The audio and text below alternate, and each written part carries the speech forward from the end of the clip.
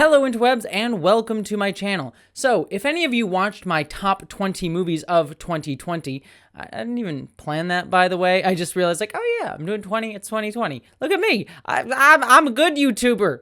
I know how to YouTubes. I don't know what YouTubes is. I'm gonna stop. Anyways, if you watched my top 20 movies of 2020, which I don't know why you would, but if you did, you would have learned that my number 20 movie of the year was a small film called Promising Young Woman, a film directed by Emerald Fennell, I believe is how you say her name, and starring Carey Mulligan. It's basically a female revenge film where, if you saw from the trailer, it looked as if this woman was going on a revenge killing spree against all the men who pick up drunken women at bars, and she basically kills them and sort of murders men who are preying on, inebriated women. It looked like a female revenge film that was going to be touching upon women's issues and issues of sexual violence against women, like a perfect Me Too era film, and one that I was honestly really looking forward to all the way back when the trailer first came out. This was like my Avengers film. I love horror movies that have an actual salient, topical, beat you over the head kind of message, especially when they're so visually striking and trans-inclusive, because Laverne Cox was in it. So yeah, this movie was everything that I love about movies. And so I was heavily looking forward to it. But as you also know, if you watched my top 20 video, this movie was actually going to be my number one movie of the year while I was watching it. I was sitting watching the movie and thought, this movie is going to be the best movie that I saw of the year. I am adoring every single thing about this. I think it has a lot of things to say until I got to the literal final minute of the movie. The last minute of the movie, I believe, not only ruined the movie for me, but I think goes against the core message of what the film was trying to say. And honestly, I just kind of need a space to talk about it. And since I have a YouTube and can actually rant these things out to people, I figured I'd take the opportunity to do so. So what I'm going to say is, I think the film is well worth watching, even if you agree with me and think the last minute of the film is a problem. So go watch the film. I think it's well worth your time. I think it's well worth the discussion. I love movies that create discussion, not end them. So even though the film ends badly, I think you should go watch it. But we are going to talk full spoilers about the movie here. So go see it. And I also should say, before we get into the actual discussion of the movie, there is a warning for discussions of sexual violence, rape, and sexual assault, all that is going to happen within the movie if you watch it, and also within this discussion just by the necessity of what the film is about. Also, one final disclaimer is that some of you may have noticed and may have known from other videos that I've done before this that my right eye is deeply infected. So if any of you were wondering why my eye looks like a Vin Diesel movie, that's the reason. It's infected. Don't worry, I'm getting it treated. But with all that being said, let's get into why I think Promising Young Woman is a promising film that totally ruins its message in its final minute. So before we get to the ending, we kind of need to give context and sort of give a little bit of a recap about what Promising Young Woman is about and how it sets itself up to get to that ending. One of the things that I really loved about Promising Young Woman is that it subverts its expectation at every single turn. When you go into this movie, based on the trailers, based on things that I saw online, you're set up to think that this is a kind of Quentin Tarantino-esque women's revenge film, that this is a woman, Carey Mulligan, who is playing Cassie, is a woman who is going out, getting fake drunk at clubs, so guys will pick her up, so that they will bring her home, try to take advantage of her, and then she will kill them because she is completely sober. And the movie plays that up in its first few minutes, that she is killing men in the evening and then going about her daily life during the day, and hasn't really moved on since college, sort of being stuck working at a coffee shop ever since those days. And again, this movie hints at it in its first scene where she's picked up by a guy, he brings her home, and she, wakes up from her fake drunkenness right when he's about to sexually assault her, take advantage of her, and then the next shot that we see of her is her with some red on her lips, implied to be blood. And so we're sort of getting this implication that she is murdering these men. But as the film goes along and as the film starts to develop, you start to learn that all these sort of expectations of violence that you have from Cassie's character are not exactly true. We see another scene where she goes on a similar date with a guy who is going to take advantage of her and her drunkenness to have his way with her. And we learn that she just kind of scares the men. She just kind of scares them into realizing that they were going to take advantage of her, and then she leaves. And we're sort of oh, so she's not killing anybody. And that sort of subversion of expectations happens throughout the film. There's at one point in the movie where we learn that why she is doing this is because one of her friends way back in college was raped basically raped by a big sports star at the college. No one cared about it. The college administrators sort of swept it under the rug, as they do, even in real life, as we've seen in real life in many, many cases around sexual allegations against men, especially men who are sort of like promising stars and people like that, by their fellow students, women who may or may not have been sexually assaulted by them. But, I'm someone who tends to believe the victim in those situations. But generally, when we go after men, they are not, the women's allegations are not given credibility, and the men are allowed to go about their daily lives because we don't want to ruin their lives. And so we learned that Cassie's friend was raped by this high school football star, and a bunch of other guys watched it, and eventually she and her friend both dropped out of college, and her friend killed herself. And obviously Cassie, understandably, cannot get over this, and that's why she goes after these guys, and has kind of been stuck in this arrested development part of her life, because her friend was everything to her. And so getting back to this subversion of expectations throughout the movie, we start to see her go on a revenge tale against the people who basically allowed her friend to be raped, and also the person who raped her to get away with said rape. One prime example that is shown in the trailers is when Cassie goes after the college administrator, and it's implied that she has taken that college administrator's daughter drunkenly to a room full of men who will rape her, sort of like saying like, oh, well, what you didn't hold these men accountable for my friend, I'm going to have your daughter have that happen to her. And so we're like, oh my God, this woman is psychotic. Like, I don't disagree with her message of trying to get back against this administrator, but for me, I was like, that is horrible. You don't do that sort of thing to another woman just to get back at these people who harmed you or harmed someone else. That is absolutely disgusting. But again, subversion. Every single time. She didn't actually do that to the daughter. She just dropped her off at a diner. And so I love that the film shows that Cassie never actually takes the step to go into violence. And in many ways, it's implied that she wouldn't necessarily even have the power or will to do that. As, power is one thing, but the will to do so, I think, is great that she's not willing to be that horrible and murder people, and as cathartic as murdering people would be in a horror movie context within the world of the film and how realistically it takes itself. I like that she does not resort to violence. This leads to the end confrontation of the film. Now, there's other stuff going on with Bo Burnham, and it's a lovely romance that saddened me when I saw it break up, but for understandable reasons why it happens in the film. But to get to the ending of the film, we learn that she breaks into the bachelor party of the man who raped her best friend. And it's been built up this entire movie that she is going to essentially murder this guy. She is going to get her revenge on this guy, and this is the moment. This is finally the moment where she will actually resort to violence and kill him. But in those moments, she gives this wonderful speech where she has him tied to the bed. All of his friends are passed out. She's drugged them. And she says, my friend was defined by you. She was defined by your violence. She could not get over you when, you should have been marked by her. You should have been the one that could not get her out of your mind because you were the one that did harm to her, but it was the other way around. And she died because of your actions. And that is something that is a message well worth hearing. And so this is the moment where I thought, okay, we're going to have that cathartic violence, that sort of Quentin Tarantino moment of like, yeah, we're getting back against the oppressors, the woman getting back against the guy.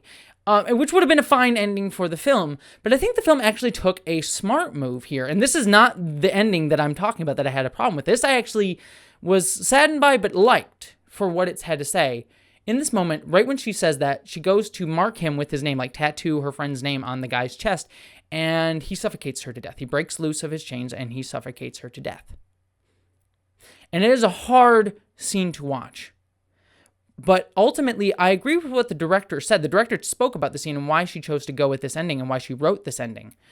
Because she said that, she never actually resorts to violence in the film. And when you're in a room and if you're a woman and a man is scared for his life because of you, and there is a weapon in the room, regardless of who has it, a lot of the time, the man is going to be the one that is going to kill the woman. That he is going to be the one to take that step. And it kind of goes to this idea of, in situations of sexual violence and rape, women generally do not have any agency or ability to control the situation. We are told not to have control of the situation. And then there's also questions of physical strength as well in there too, as obviously is part of it. And that's rough. It was a rough scene to watch. You are building up to this cathartic moment in the film, and it's subverted. But it's kind of what the film has been telling you all along.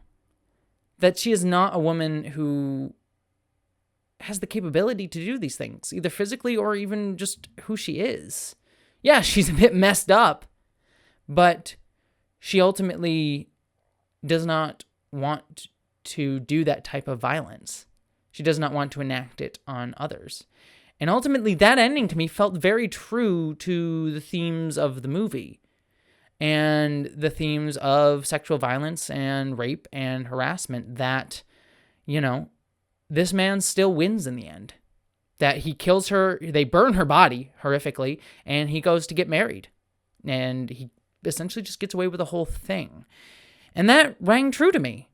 Like I said before, there are many times where when sexual violence or harassment or any type of physical violence are perpetrated by men against women, it is very often ignored or swept under the rug, or are able to be dismissed, or covered up in many, many ways. And there's all the nuance of those things that we could get into specifically within those types of situations, but it's a repeated trend that we see over and over and over again.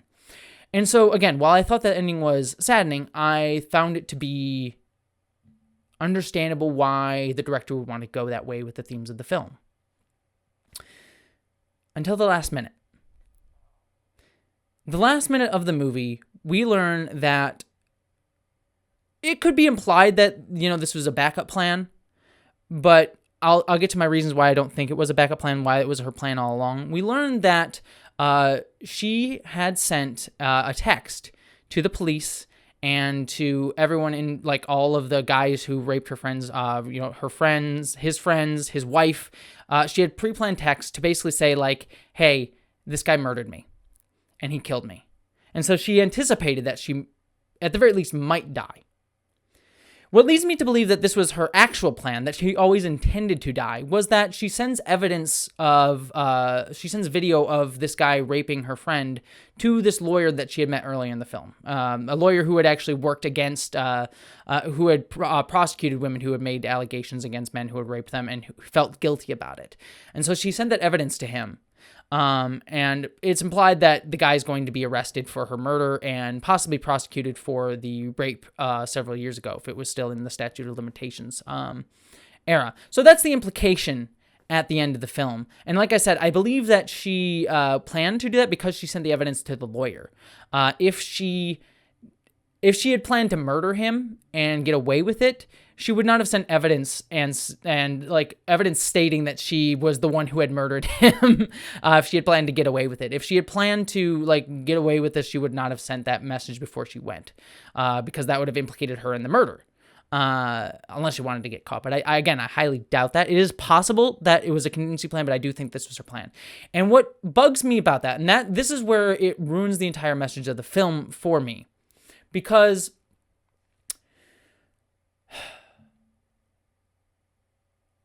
it implies, number one, that this was a form of her suicide. If she did indeed plan to die here in this way to get her revenge against this guy, she felt that the only way she could get her revenge was through committing suicide. That ultimately she couldn't get past him. Her final speech is about this fact that her friend was marked by this man because of his rape of her, and that he should be the one that is marked by her. But ultimately, she too could not move on. And she too is still defined by him. And again, I don't necessarily hate that as a theme of, this sort of having repercussions out for not just the person who was raped, but the people around her as well.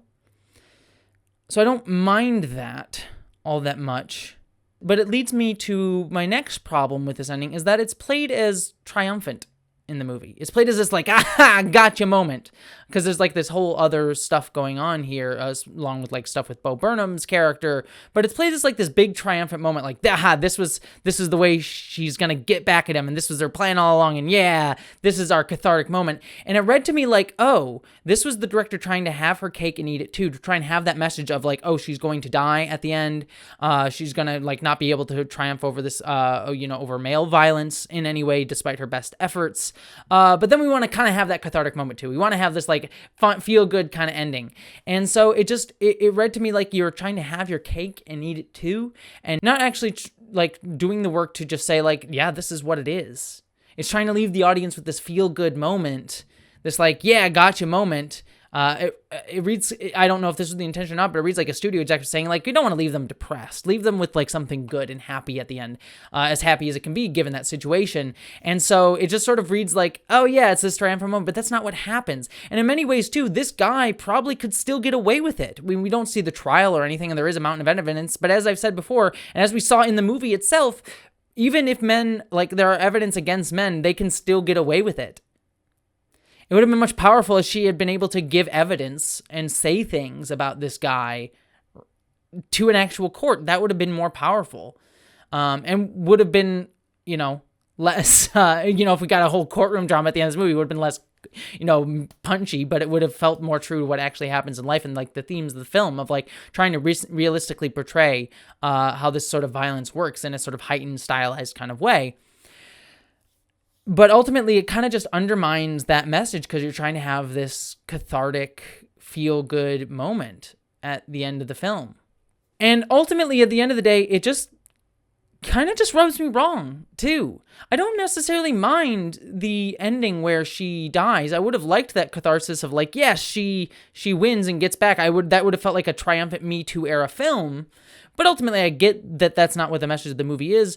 But it still rings sad to me that the message of this movie is like, yeah, women have no real agency unless they just succumb to being defined by the guy who assaulted them, and maybe they'll get some retaliation against him, but maybe not. We'll play it as kind of triumphant. It just feels very, very wishy-washy in an era where I think we either need to be very understanding of like, this is what happens and this is what we need to stop, that sort of sad ending, or we need to have the ending where we get to be cathartic and say, this is how it should go. This is what we should get. And I'm not saying necessarily that she should have killed the guy, but that there should have been some sort of like, yeah, triumphant moment without sort of undermining the truth of the moment. And so it sort of like tries to have this middle ground and ultimately ends up not saying the two things that need to be said by this type of film. That we need to either understand the realities, the harsh realities of this situation of what rape and sexual violence can do to a woman in today's society, or we need to have this moment of catharsis where it's like, yeah, we can fight back, we can push back, we can actually win. But by trying to do both, the movie does neither. And it just deeply, deeply saddened me. And so that's why the movie went from being my number 1 movie of the year to my number 20. I still wanted to have it on my list. I put it at the very, very bottom because in many ways, I almost wanted to knock it off because of my list because of just how complicated and upset I was by the ending of the movie. But I kept it on because I still think, 99.9% of the movie is excellent. And I really think it has a very important message to say. I just want to cut off the last minute of the film. And if you just cut that off, I think, it would have been depressing as all hell, but I think it would have been more truthful to what the movie wanted to say. So that's ultimately my problem with Promising Young Woman, but maybe I missed something, or maybe I'm overanalyzing it, or maybe there's an angle from it that I did not catch or did not think about. I was not raised as a woman or seen as a woman during the majority of my time in college, so that is part of my experience as a woman. I am a trans woman. And so, maybe there's something of that experience because I did not have that type of experience. Maybe it's something I missed. And I would love to hear that conversation down below. The only thing I will say about the comments, obviously, like I said, as we're talking about sexual violence, rape, sexual harassment, things like that, please be very respectful of each other. Please try to assume positive intent of each other. And please try to just be kind to each other in the comments, because this can be a very touchy topic that we will be discussing down there. I am probably going to be a little bit harsher with moderating these comments, not out of malice towards anyone, but just to try and be understanding of people's feelings in this, so just be aware of that. But I do want to have a discussion on this film down in the comments, so please let me know what your thoughts are down in the comments below. Don't forget to subscribe to the channel for more discussions like this and other films, and discussing important issues through pop culture. Also, I have a Patreon if you want to help me out there. But beyond all of that, I hope that you, as always, live long and prosper.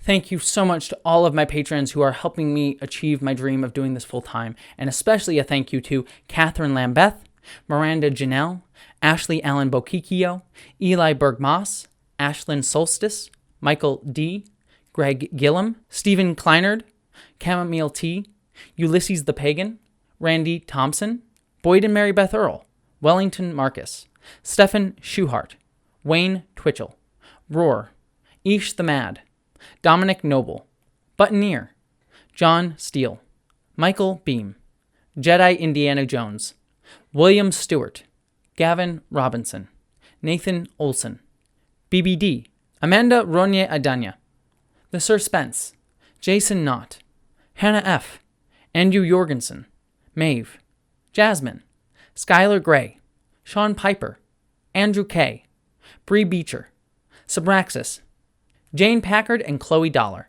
Nathan Steele, Tiffany Danger, Mari Neckar, Wendizzle Bizzle, Bush, W. Randy Eady, Mark the Edge, Piston Twisted Garage, Geek Filter, Gretchen Badger, Polly Mina, Jean Mithun, Sarah Bystam, Lysa, Din, Jacob Tovar, Celestial Dawn, Lily, Andrew Lamoureux, Raina C., Zone 1 Librarian, Michael Hardy, Corey Honkanen, and Vale Dunn. Thank you. You are all beautiful, beautiful people.